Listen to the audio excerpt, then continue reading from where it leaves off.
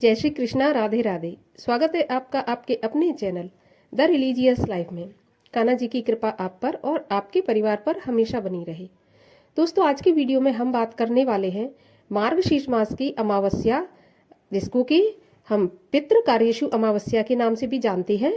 इसके बारे में अमावस्या तिथि कब आरंभ होगी, कब समाप्त होगी, और इस दिन हमें ऐसा कौन सा खास उपाय करना चाहिए जिससे कि हमें पितरों की कृपा भी प्राप्त हो और पितृ दोष यदि लगा हो तो वो भी समाप्त हो जाए। तो वीडियो में अंत तक बने रहिए, और यदि आज का वीडियो अच्छा लगे तो वीडियो को लाइक ज़रूर कर दीजिए, साथ ही साथ अपने दोस्तों और रिश्तेदारों में शेयर कर दीजिए। और आप ऐसे वीडियोस देखना चाहते हैं तो मेरे चैनल को भी सब्सक्राइब करके बेल आइकन को प्रेस कर लीजिए, जिससे मेरे आने वाले वीडियोस के नोटिफिकेशन भी आपके पास सबसे पहले आ जाए। तो चलिए अब हम ये जानते हैं कि अमावस्या तिथि कितनी महत्वपूर्ण होती है। तो देखिए, दो तिथि होती है, पूर्णिमा और अमावस्या। पूर्णिमा तिथि देव पूजन के लिए बहुत महत्वपूर्ण है और अमावस्या तिथि पितृ पूजन के लिए महत्वपूर्ण है। पितरों को प्रसन्न करने के लिए, पितृ दोष यदि लगा है तो उसके उपाय के लिए, किसी भी प्रकार की समस्या हो उसके लिए अमावस्या तिथि बहुत ही खास और उपयोगी मानी गई है। खासकर मार्गशीर्ष मास की अमावस्या तो पितरों के लिए ही बनाई गई है। तो यदि आपको ऐसा लगता है कि किसी भी कारण से आपको पितृ दोष लगा है, नहीं भी लगा तो आप जान सकते हैं कि यदि आपके घर में कोई नकारात्मक ऊर्जा जैसा आपको महसूस होता है, या फिर आपके बच्चों की नौकरी नहीं लग पा रही, या आपकी नौकरी में तरक्की नहीं हो पा रही है, या इसके अलावा विवाह में बाधा आ रही। कहने का अर्थ ये है कि जब पितृ दोष लगा होता है या पितृ हमसे रुष्ट होते हैं तो निश्चित रूप से कोई भी शुभ काम आप करने जाएंगे तो उसमें रुकावट आएगी ही आएगी, या फिर वो काम आपका होगा ही नहीं। अब इसके लिए हम आगे जानेंगे कि आपको एक छोटा सा उपाय करना है हर अमावस्या के अमावस्या। ऐसा नहीं कि इसी अमावस्या को करना है, हर अमावस्या आप ये उपाय कर सकते हैं, और चाहे महिला हो पुरुष हो कोई भी हो कर सकते हैं। इसके लिए आपको कोई खर्चा भी नहीं लगने वाला। अमावस्या तिथि के दिन आपको पितरों के लिए तर्पण, दान, पुण्य ये तो करना ही करना चाहिए। साथ में यदि आप हो सके तो सत्यनारायण की कथा भी कराई जा सकती है, वो भी पितरों को अर्पित करके। देखिए, सत्यनारायण की कथा पूर्णमासी में भी कराई जाती है, वो हम देवों को प्रसन्न करने के लिए करते हैं। लेकिन यदि अमावस्या को करते हैं और उसका पूरा पुण्य फल यदि हम पितरों के लिए समर्पित कर देते हैं तो वैकुंठ की प्राप्ति भगवान अपने आप ही हमारे पितरों को करा देते हैं।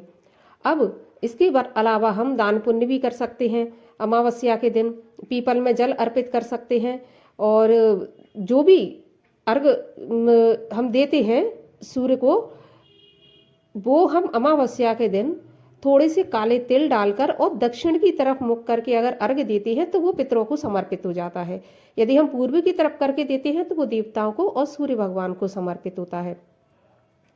तो अमावस्या के दिन हमें तर्पण के तौर पर 1 लोटा जल भी अवश्य दक्षिण की तरफ मुख करके देना चाहिए।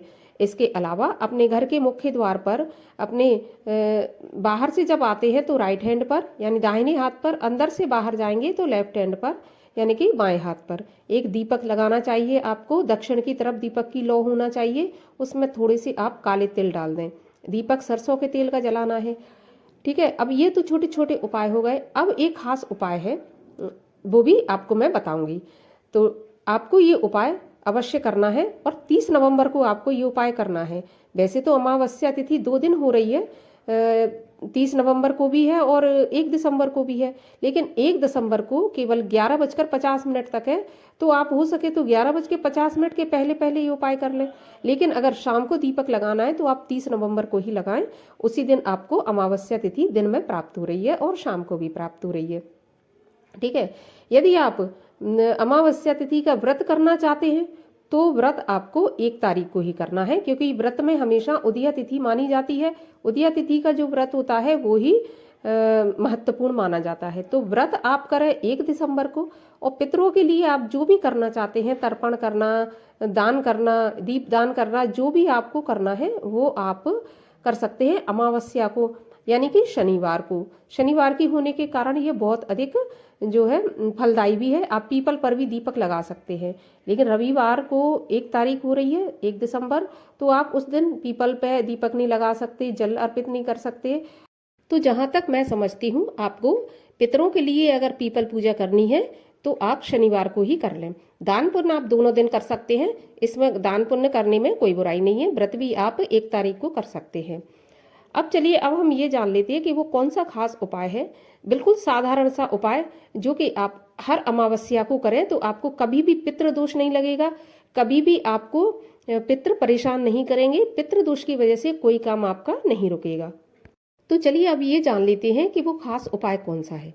तो आपको क्या करना है, अमावस्या के दिन आपको सुबह के समय, सुबह 12 बजे के पहले पहले आपको 1 चावल का दाना लेना है साबुत। जी हाँ, मात्र 1 चावल का दाना लेना है और एक साफ धुली हुई कटोरी में आप उसको रखें और आप अपनी किचन में जाएं। किचन में जहाँ पर आपका जो पानी का घड़ा आपने किचन में भरकर रखा है वहाँ पर जाएं और उस कटोरी में जो चावल है उसको अपने हाथ में लें। हाथ में लेने के बाद 5 बार आपको बोलना है स्वधा स्वधा स्वधा स्वधा स्वधा।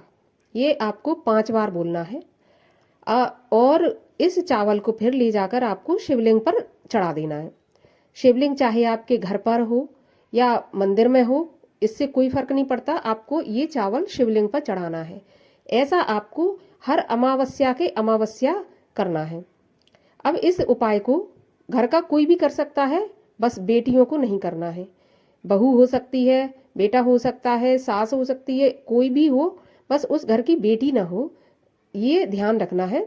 जब आप इस उपाय को अमावस्या के अमावस्या करेंगे तो अब आप देखेंगे कि 6 महीने के अंदर अंदर आपकी जो भी समस्याएं थी, चाहे धन की हो, शादी विवाह में, संतान में, किसी भी चीज में समस्या आ रही होगी, आपको हर समस्या से छुटकारा मिल जाएगा।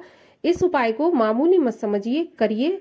मैं आपको विश्वास दिलाती हूँ उपाय जरूर काम करेगा। तो उम्मीद करती हूँ कि वीडियो आपको अच्छा लगा होगा। यदि अच्छा लगा हो तो लाइक अवश्य कीजिए, चैनल को सब्सक्राइब कर लीजिए। मिलती हूँ अगले वीडियो में, तब तक के लिए हरे कृष्ण।